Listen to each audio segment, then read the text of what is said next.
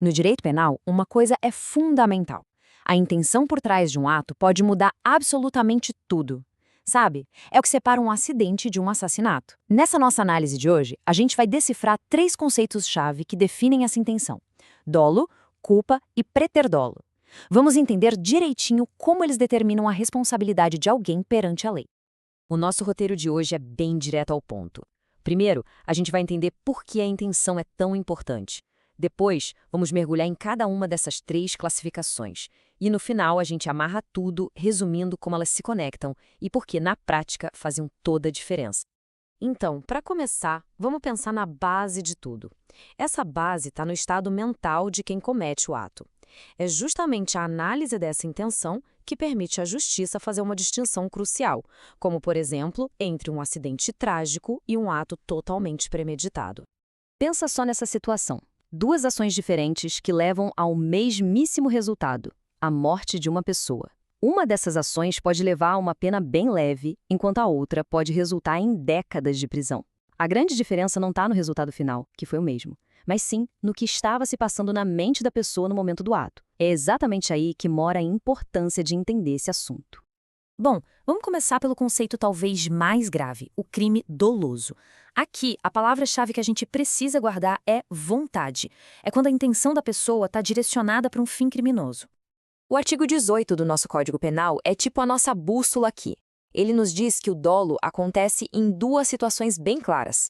A primeira é quando a pessoa quis o resultado, e a segunda é quando ela assumiu o risco de produzi-lo. Vamos ver o que cada uma delas significa na prática. E essa divisão é muito interessante. No dolo direto não tem mistério. A intenção é cristalina. A pessoa age com um objetivo criminoso bem definido na cabeça. Já no dolo eventual, a coisa é um pouco mais sutil.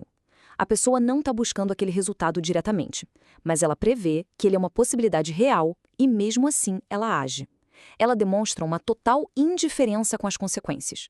O exemplo do Renato é perfeito para ilustrar isso.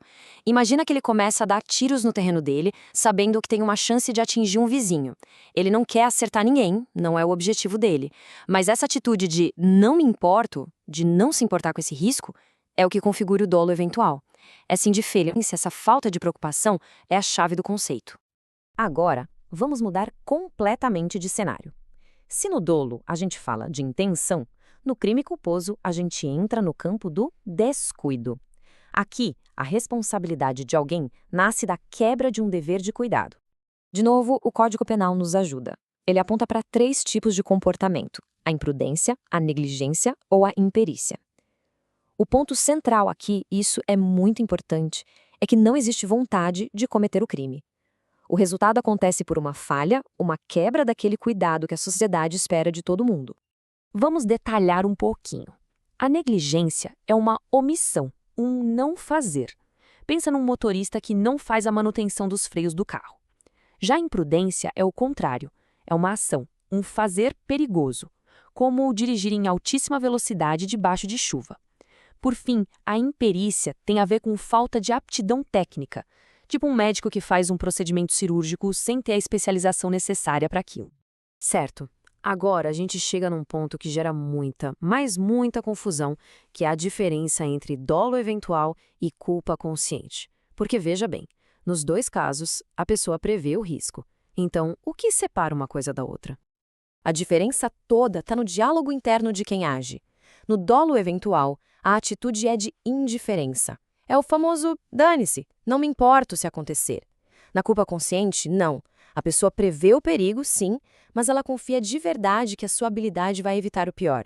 Ela pensa, isso não vai acontecer, eu consigo controlar. Ela não aceita o resultado de jeito nenhum. Ok, mas e quando a gente mistura esses 2 mundos? E se tiver dolo e culpa no mesmo crime? É exatamente aí que surge o nosso terceiro conceito de hoje, o crime préter-doloso. Podemos pensar no préter-dolo como um crime meio híbrido. A pessoa age com dolo, ou seja, com a intenção de cometer um crime. Só que por culpa, por um descuido no meio do caminho, ela acaba causando um resultado muito, muito mais grave do que o que ela planejava. A fórmula é bem simples de entender, na verdade.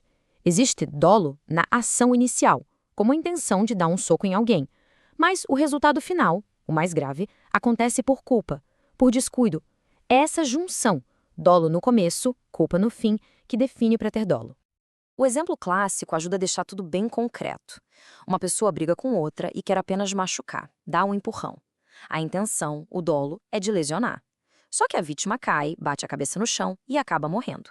A morte não foi intencional, foi uma consequência culposa, um descuido da agressão inicial. Isso é a lesão corporal seguida de morte, o crime pré-terdoloso por excelência. Então vamos respirar fundo e organizar tudo que a gente viu até agora. Juntar essas peças é fundamental para a gente entender o porquê essa diferenciação toda é uma das coisas mais importantes de todo o direito penal. Olha só, colocando lado a lado fica bem claro como a vontade, a previsão e a atitude diante do risco mudam completamente. A gente vai desde o querer absoluto lá no dolo, passa pela total falta de cuidado na culpa e chega nessa combinação maluca dos dois no preterdolo. Cada categoria dessa revela um estado mental completamente diferente.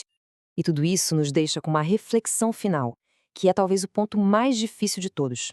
Além nos das definições, está tudo lá no papel. Mas na hora de aplicar, na prática, existe uma barreira gigantesca.